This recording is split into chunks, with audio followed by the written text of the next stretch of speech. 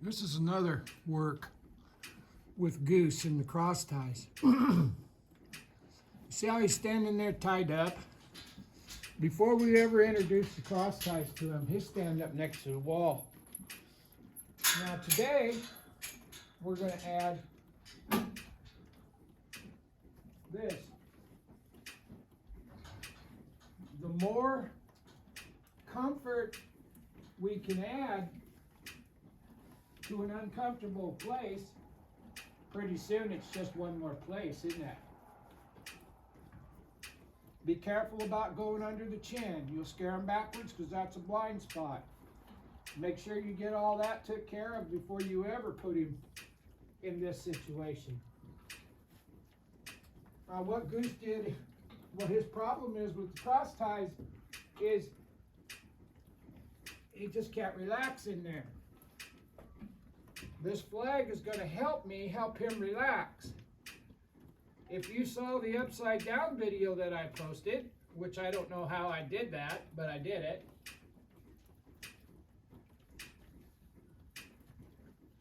We helped him relax and stand straight.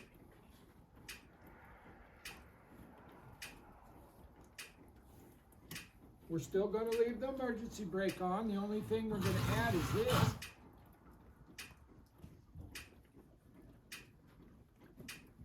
So what I got to do now is I got to set up my little cross tie station. Doesn't take but a minute.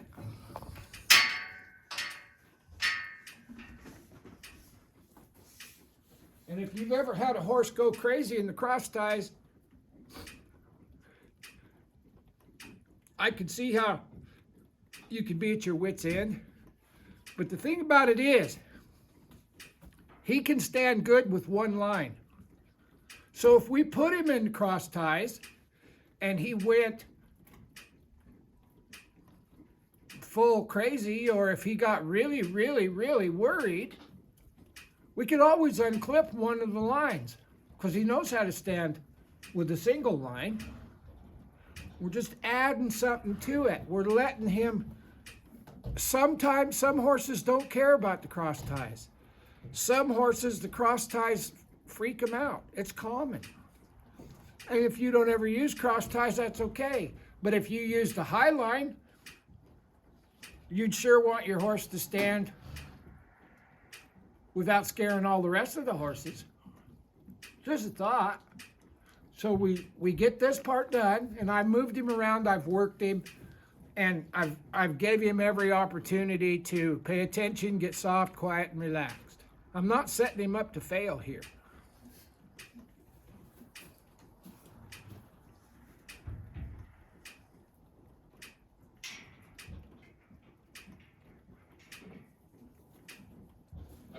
Now I'm going to bring him in here. Get over. You see how I got control of his body here?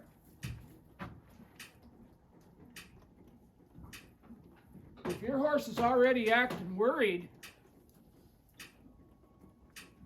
then you need to spend more time down here before you ever go to the other place. But I said we've done our due diligence. You see this? If your horse won't let you do this, well, don't just put him in the cross ties and start doing it. It would be problematic. So, I'm going to spin my little camera here to the middle of that gate that's across my barn alley. I'll bring old Goose in here.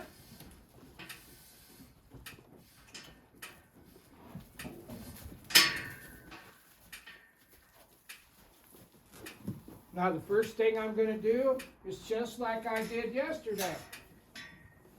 Or the day before, I don't remember. I'm just going to clip this to the side of the halter. And I'm going to stand in here with him. And I'm going to rub him with this flag. Just like that. Oh, buddy.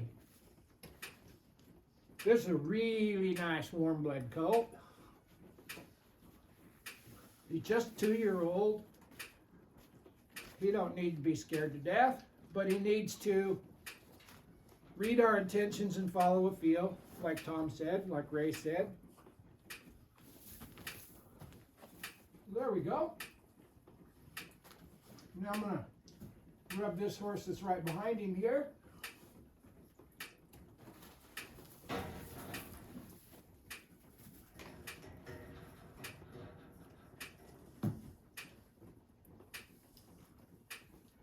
Now remember, this is our emergency brake. But we're going to try not to use it.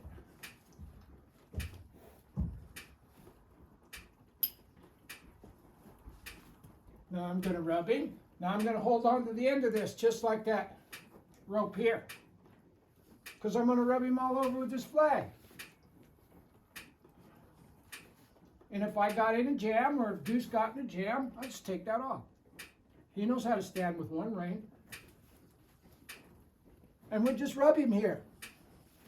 As long as he's standing still, he's relaxing. Yeah, good boy. Because ultimately, if you want to do a certain thing with your horse, whether it's standing in the cross ties, or shooting a gun, or shooting a bow and arrow, or standing on their back while you lope, you have to teach it. It's all the same. It isn't the thing. You're working with his mind. It's how you approach that whole situation that fixes the trouble you're having.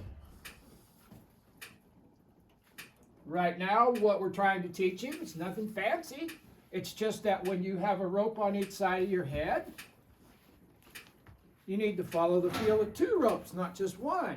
Well, when they start riding him, there's going to be 2 reins on his face. It's the same approach. And give him a chance to relax and absorb it. Don't set him up to fail. He's going to be here for a couple more weeks. And by then, he should be standing cross-tied in the barn alley with no paddle in front of him. As long as we go as slow as we need to, but as fast as we can.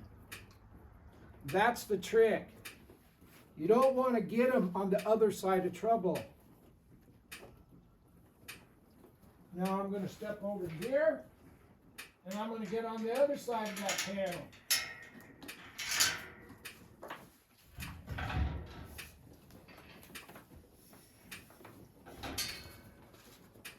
I'll bring him back up with this one, or I can go to my emergency brake.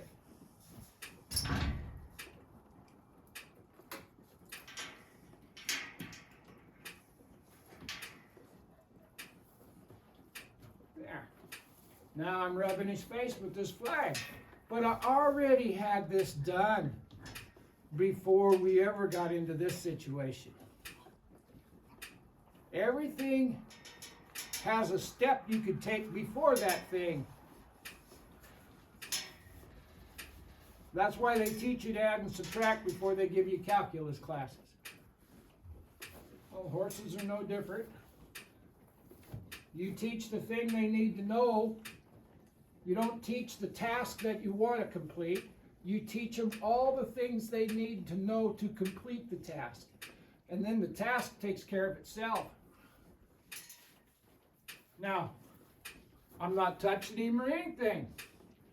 If he has a trouble, I will grab my emergency brake and I will rub him with this flag until he relaxes. He's following the feel of that halter. Good.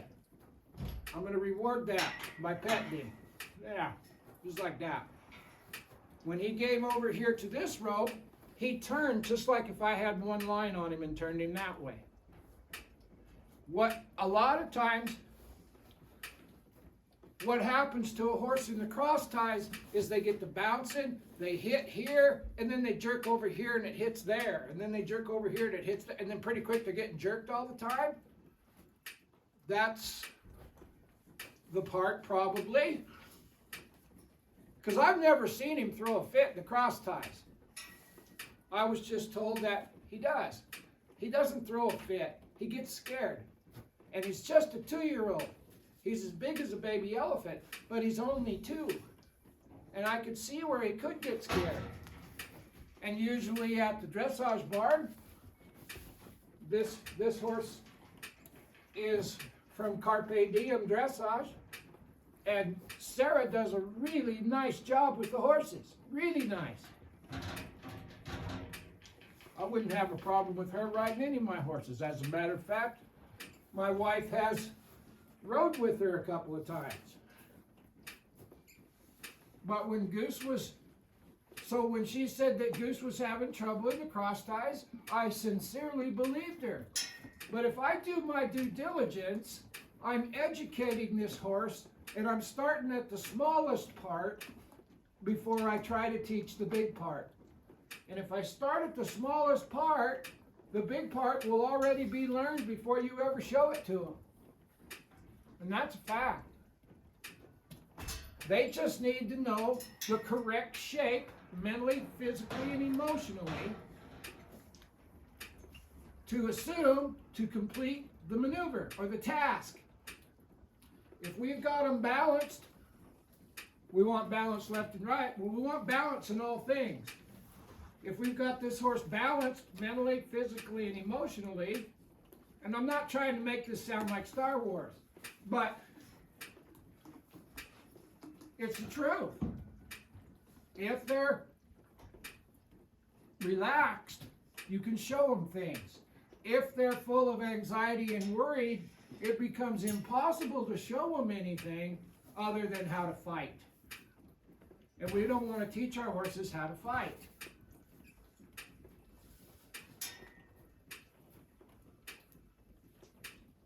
We teach them how to relax.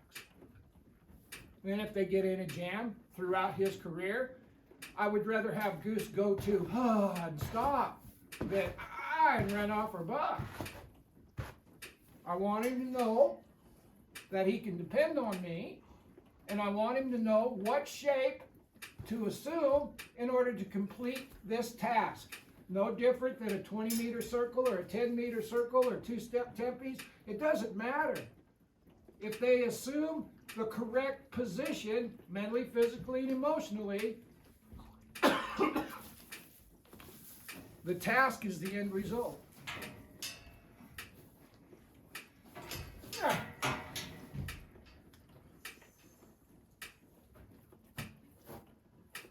Yeah. So you can see how this could evolve into, we've got him standing here square, we've got him relaxed, so pretty quick, and he already knows that if he goes backwards, the ropes tell him to come forward, and he already knows that if the rope goes to the right, he goes to the right. If the rope goes to the left, he goes to the left, like right here. There. He went to the left because the rope told him to. Just a step, but it was enough. The only thing that we don't have is the ability to not go forward. But we've already taught him that if we drop our lead line somewhere, he's ground tied. He's just a 2-year-old, but he already knows how to do that. If I'm not asking him to do nothing, he won't do anything. That's the beauty of this deal. You ask, you get. But we don't pick on him, and we don't ask him for something we don't want. The biggest issues here is him biting my flag.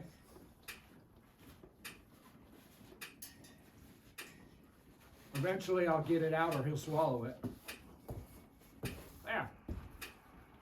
The biggest issue here is him not knowing the end result, so it's hard for him to relax. But we're showing him the end result just a little bit at a time until finally it achieves itself.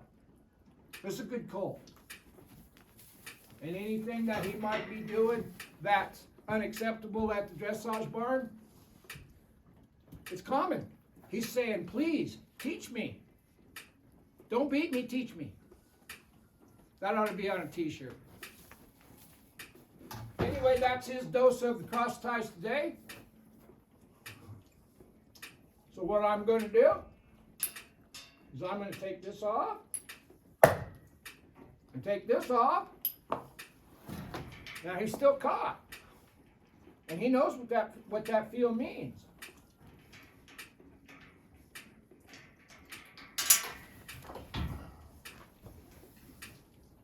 And we're going to go out here. One more thing we're going to do is we're going to start helping him learn to not go forward, and he already knows how to do that. I'll bring him over here.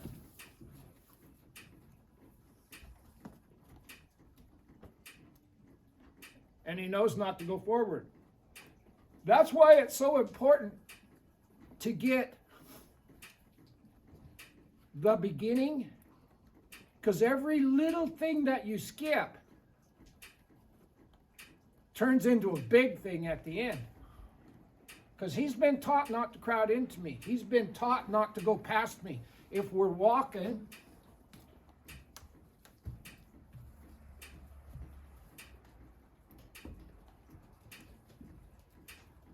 and I stop, he knows that he's supposed to stop. So it would stand to reason if I put him in the cross ties and let go of him, he would stand there. We'll see in a day or two. Anyway, that's another work with Goose and the cross ties.